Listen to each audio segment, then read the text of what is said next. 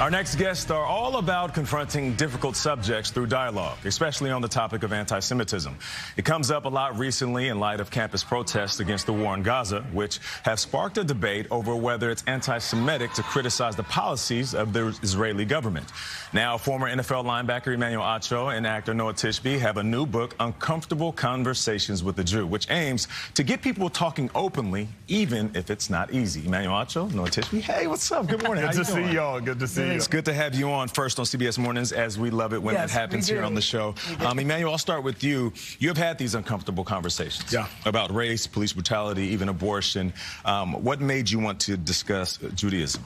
For me, it's simple. I feel like justice won't be served until those that are unaffected are as outraged as those that are affected. And so, though I am not a Jew, though I'm not a Jewish person, I said, what would happen? How much more powerful would we collectively be as a society if, rather than black people simply fighting for black people, women fighting for women, Jewish people fighting for Jewish people, we collectively fought together against hate, against oppression, against anti-Semitism. And for me, you can't empathize with somebody if you're not educated on what breaks their heart. So that was really my impetus for all of it, is let me learn what breaks my Jewish brothers and sisters' hearts so that I can empathize with them and fight alongside them. And you saw Noa online. I did. After October 7th, and you reached out to her. I reached out to her 2 years before October 7th. Oh, to have this conversation. Yes, this project was not a project based upon October 7th. It was a project based upon anti-Semitism. Noa just continued to speak and continue to lead and continue to be a galvanizer in the community.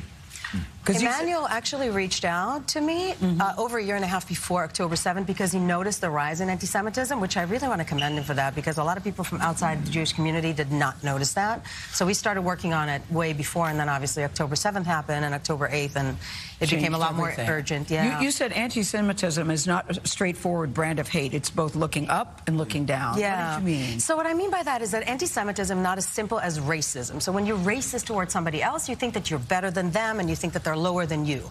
Anti-Semitism is a shape-shifting conspiracy theory. So every few generations, it changes into something different. And it can look like, oh, the Jews are the vermin of the earth, they're lower, they're scum, they're like terrible race, which is what the Nazis were saying. But it can also sound like the Jews are controlling the banks, they're controlling the media. The Jews have this conspiratorial power, that's mythological power, really, that's also have been historically caused a lot of bloodshed. Well, you said don't call it power, you said call it positions of power, and Emmanuel, you objected to that. Yeah, the beauty of the book, Nate, the beauty of the book, Gayle, there's tension. There's real tension there. Tension.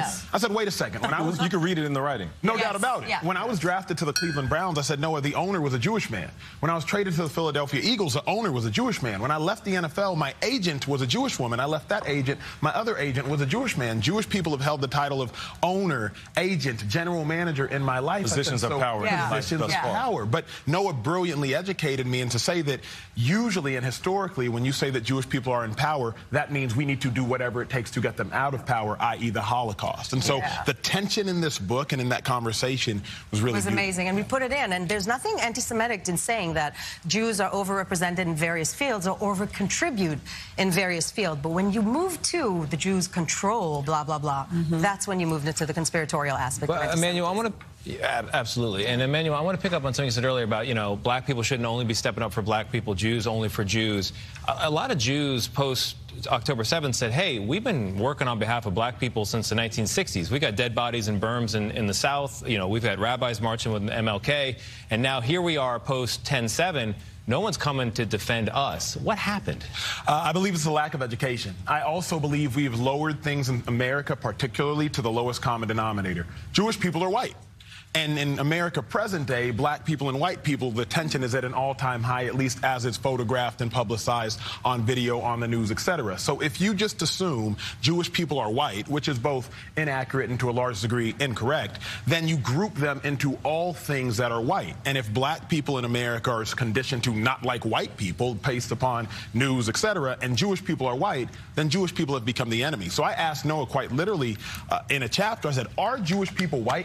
Like, let's talk about that. And I went, huh? Yeah. I even wrote in my notes, huh? We go everywhere. We talk Jewish people, white. Yeah. What about anti-Zionism and anti-Semitism? Did the Jews kill Jesus? There's nothing that's off the table. And is it possible to disagree with a Jewish person not be anti-Semitic? That was a question you asked. I also, the word Jew, because I still sort of... I always say it. They always say Jewish people. And I'm like, you could say Jew.